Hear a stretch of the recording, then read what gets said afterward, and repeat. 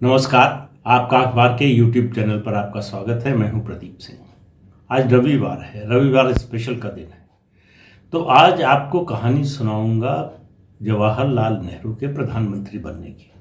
क्या छल हुआ, क्या कपट हुआ, किसने त्याग किया, किसने सत्ता पाई। सत्ता किसने पाई ये तो बड़ा स्पष्ट है, लेकिन कैसे हुआ ये सब। जो आम धारणा है उसके विपरीत हुआ सब कुछ। आम धारणा है कि सर्वसम्मति से नेहरू का चुनाव हुआ कांग्रेस अध्यक्ष के लिए और प्रधानमंत्री बने। वैसा हुआ नहीं। तो क्या हुआ था? बात है ये 1946 की। नेशनल असेंबली के चुनाव हुए थे। अब लोकसभा है, उस समय नेशनल असेंबली कहलाती थी, लोकसभा उस समय नहीं थी। कांग्रेस को बहुमत मिला तो जाहिर है कि कांग्रेस को ही प्रधानमंत्री बनना था और सबको स्पष्ट था कि स्वतंत्रता मिलने वाली है, उसके बाद जो भी प्रधानमंत्री होगा वो कंटिन्यू करेगा। तो कांग्रेस में ये तय हो गया था कि जो कांग्रेस अध्यक्ष चुना जाएगा वही प्रधानमंत्री होगा। तो कांग्रेस अध्यक्ष चुनने की जो उस समय परंपरा थी, जो तरीका था, वो प्रांतीय समितियां वो नाम का प्रस्ताव करती थी कि वो किसको कांग्रेस अध्यक्ष बनाना चाहती है। 15 प्रांतीय समितियां थीं। 29 अप्रैल आखिरी तारीख थी नामांकन की। उस समय कांग्रेस के अध्यक्ष थे मौलाना अबुल कलाम आजाद। उनके नाम से आप सब परिचित हैं। वो 1940 से लगातार अध्यक्ष थे।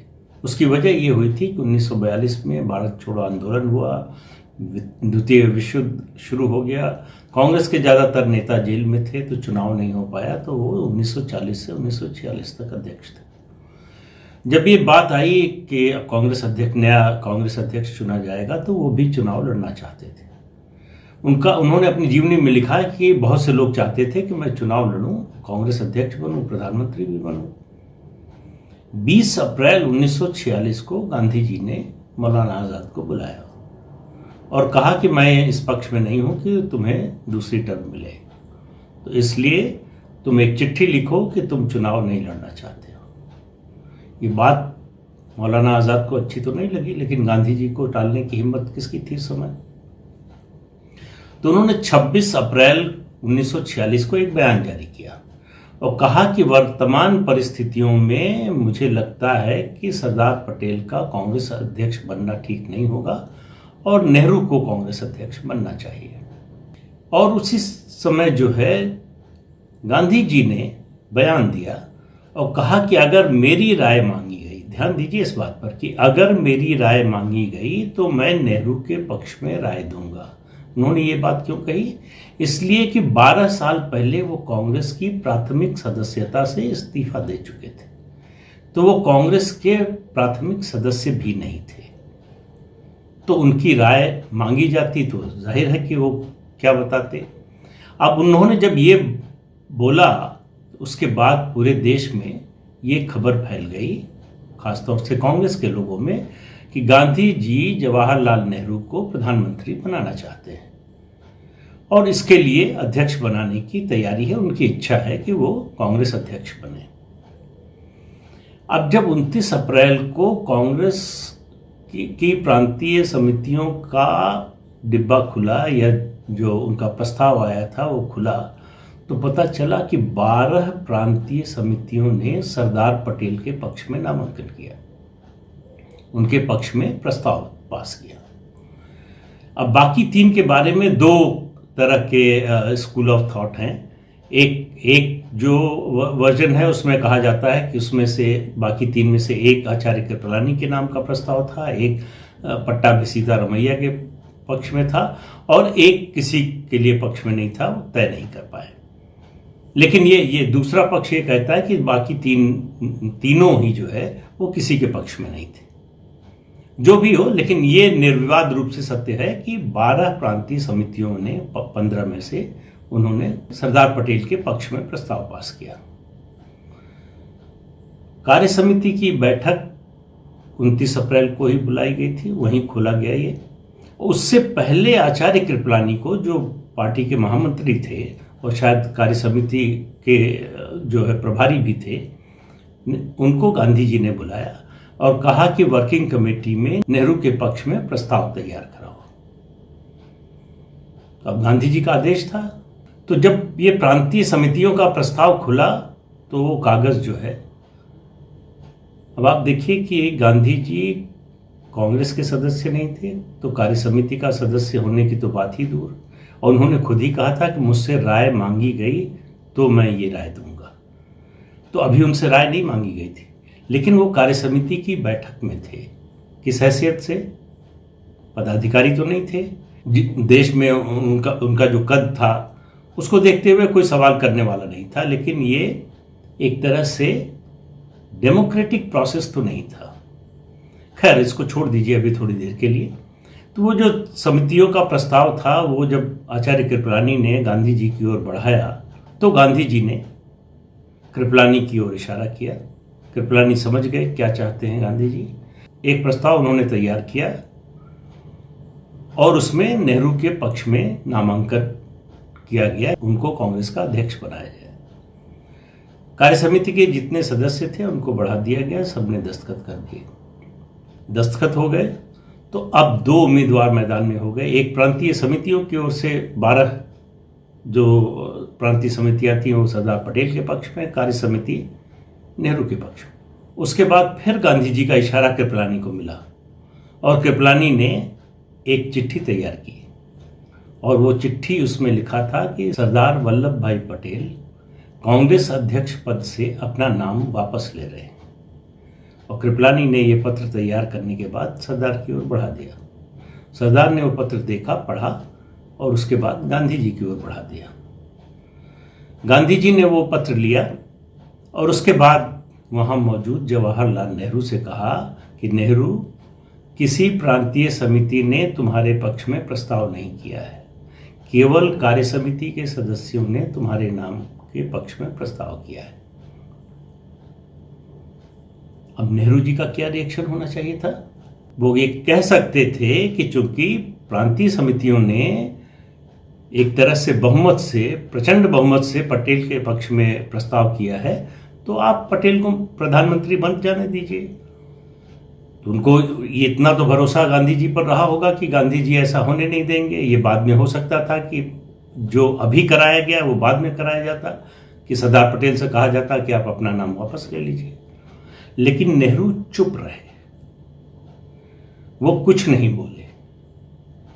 जब नेहरू कुछ नहीं बोले तो नाम वापसी का जो पत्र था सरदार पटेल का, गांधी जी ने सरदार पटेल की ओर बढ़ा दिया। सरदार पटेल ने दस्तखत कर दिया। अब सरदार पटेल ने ऐसा क्यों किया? क्यों नहीं अड़ गए? क्यों नहीं कुछ बोले? क्यों नहीं सरदार पटेल ने वो किया जो सुभाष चंद्र बोस ने किया?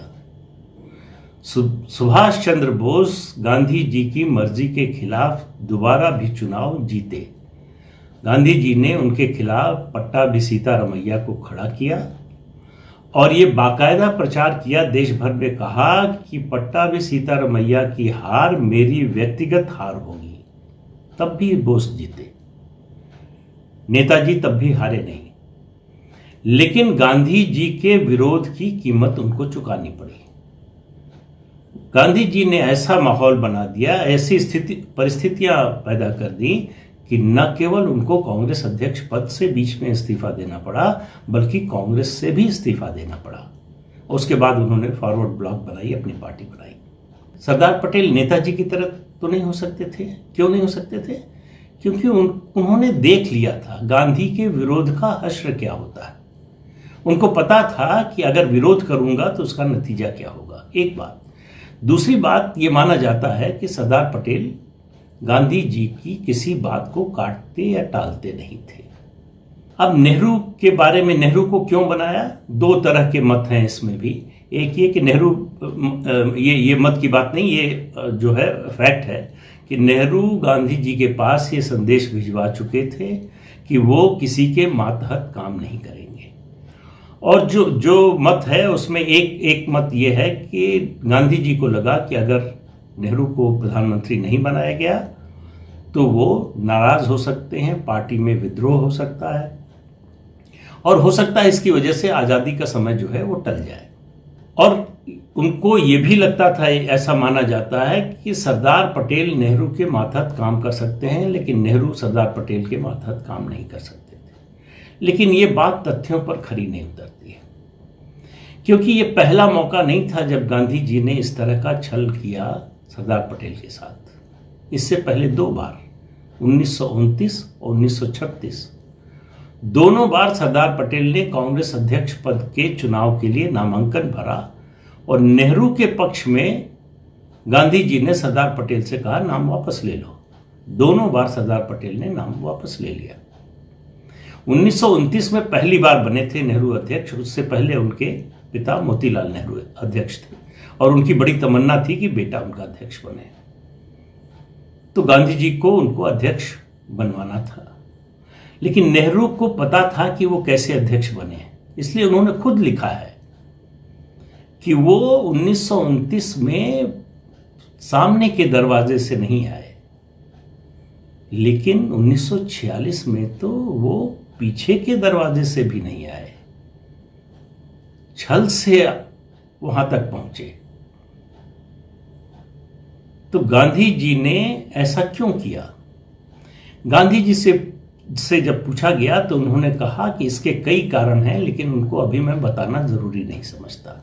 और कांग्रेस में किसी और की यह हैसियत नहीं थी, जब सरदार पटेल चुप हो गए तो कोई पूछ सके उनसे कि आपने ये क्यों किया। लेकिन पत्रकार दुर्गादास ने पूछा, उन्होंने गांधी जी से पूछा कि आपने ऐसा क्यों किया। तो गांधी जी का जवाब था कि नेहरू को सरकार का नेतृत्व करना चाहिए। दूसरा सवाल पूछा दुर्गादास ने कि आप सरदार पटेल में ये खूबियां क्यों नहीं देखते। तो गांधी जी ने हंसते हुए कहा कि हमारे कैंप में नेहरू अकेला अंग्रेज है।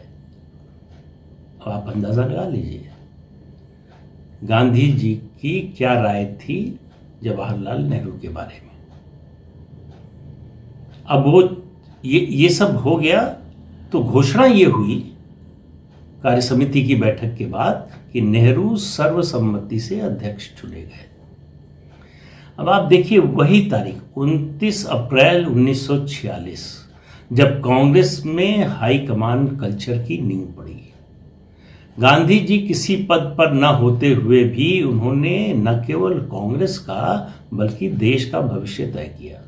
और वही तारीख है 29 अप्रैल 1946 जब कांग्रेस में इंटरनल डेमोक्रेसी खत्म हो गई। इंटरनल डेमोक्रेसी का क्या मतलब है? क्योंकि गांधी जी से पूछा नहीं गया था, सलाह नहीं मांगी गई थी, और ये नॉमिनेशन नहीं था, इलेक्शन था। इलेक्शन में जवाहरलाल नेहरू हार चुके थे, हारे हुए को जिता दिया, जीते हुए को हरा दिया गांधी जी ने, क्योंकि नेहरू उनको ज्यादा पसंद थे। अब उसके क्या कारण थे, इसमें इतिहास में कई चीजें हैं, कोई दावे के साथ कुछ बता नहीं पाता। कई तरह की बातें कही जाती हैं। कहा जाता है कि चूंकि नेहरू जो है उनकी पढ़ाई लिखाई और सारा जो 14 साल के बाद का जीवन जो है वो विदेश में, लंदन में बीता, विदेशों में रहे, तो वो अंग्रेज़ों से ज़्यादा अच्छा नेगोशिएट कर सकते हैं। हालांकि ये पूरी दुनिया जानती थी कि सरदार पटेल से बेहतर नेगोशिएटर कोई नहीं है। और आप देखिए कि ये जो प्रांतीय समितियों का प्रस्ताव था, आप इस बात की कल्पना कीजिए, ये तब आया था जब सरदार पटेल ने देश को एक नहीं किया था। जो रियासतें थीं 532-36, उनको एक करने का काम तो उन्होंने बाद में किया है, डिप्टी प्राइम मिनिस्टर बनने के बाद। तो पटेल के पक्ष में कांग्रेस में क्या माहौल था कि गांधी की इच्छा के बावजूद, नेहरू की लोकप्रियता के बावजूद कांग्रेस के लोगों को लगता था कि सरदार पटेल बेहतर प्रधानमंत्री होंगे। दरअसल कांग्रेस के वही नेता है वास्तविक, लेकिन गांधी जी ने इस वास्तविकता को बदल दिया और इस पूरे छल प्रपंच को नेहरू ने चुपचाप स्वीकार कर लिया। वो नेहरू जिनके बारे में कहा जाता है कि आजाद भारत के सबसे बड़े डेमोक्रेट थे। डेमोक्रेसी से उन्होंने कोई समझौता नहीं किया। उन नेहरू की प्रधानमंत्री बनने की प्रक्रिया इस तरह से पूरी की गई। अब गांधी जी के इस फैसले के बाद आप देखिए, जो सरदार पटेल के विरोधी थे कांग्रेस पार्टी में। उनके सबसे बड़े विरोधियों में गिने जाते थे राजा जी, राजगोपालाचारी। तो राजा जी ने कहा कि अच्छा होता कि पटेल प्राइम मिनिस्टर होते और नेहरू उनके फॉरेन मिनिस्टर होते। उन्होंने कहा कि मैं भी गलतफहमी में रहा कि नेहरू ज़्यादा समझदार है, और मुझे यह भी लगा कि पटेल मुसलमानों के प्रति ज़्यादा सख्त होंगे, लेकिन ऐसा था नहीं।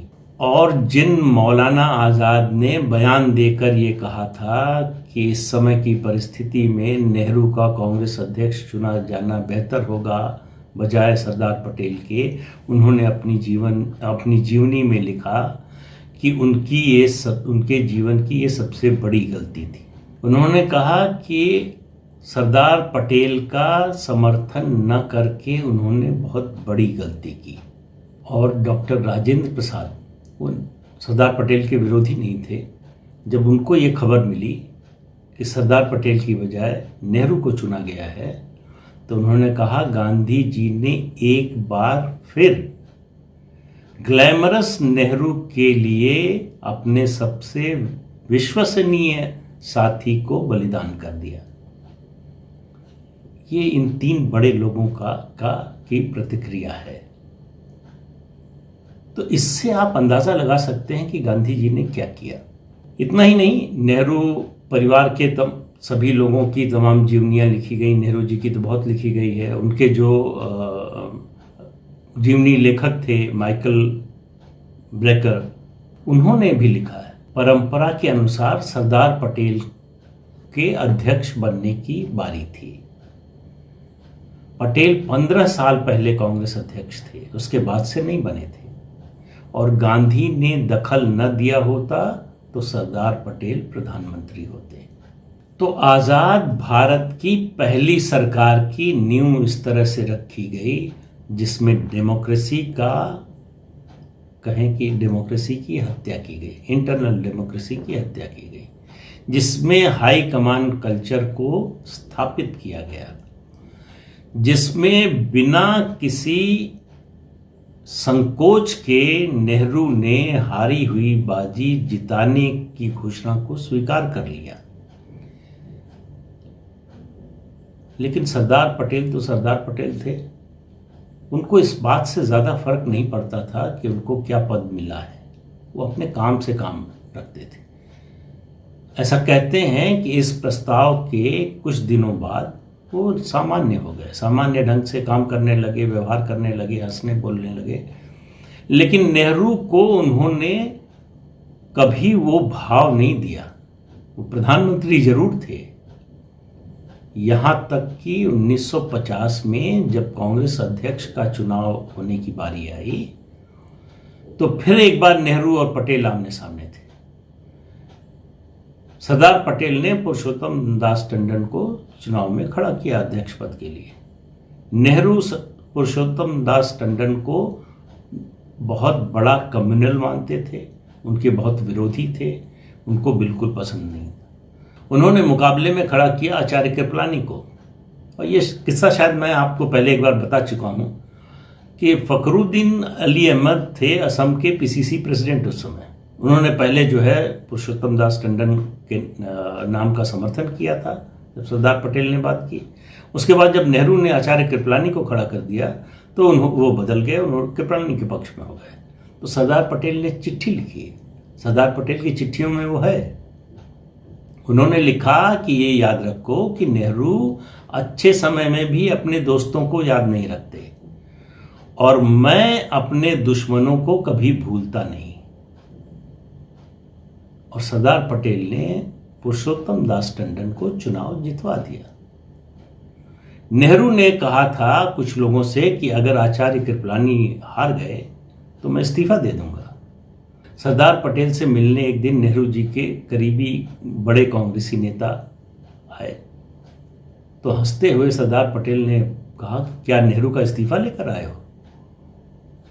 तो सरदार पटेल, देखिए, प्रधानमंत्री नहीं बने ये अलग बात है।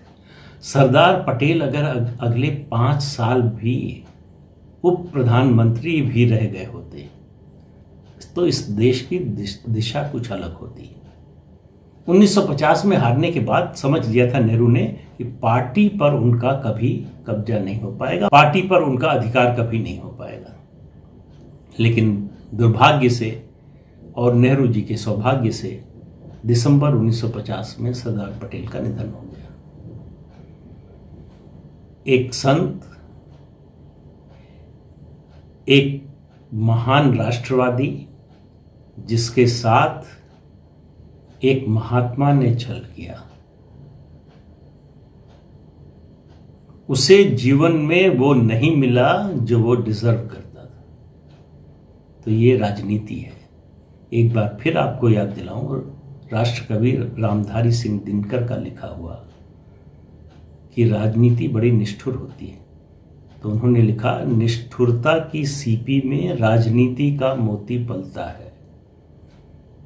और निष्ठुरता किस हद तक जा सकती है और कौन उसको वहां तक ले जा सकता है, इसका उदाहरण मैंने अभी आपके सामने रखा। तो आज के अंक में इतना ही। अगले अंक में फिर मिलेंगे किसी नए मुद्दे के साथ। तब तक के लिए इजाजत दीजिए। नमस्कार। जाते जाते आपको फिर याद दिला दें कि चैनल देखिए, शेयर कीजिए और सब्सक्राइब तो ज़रूर कीजिए। नमस्कार।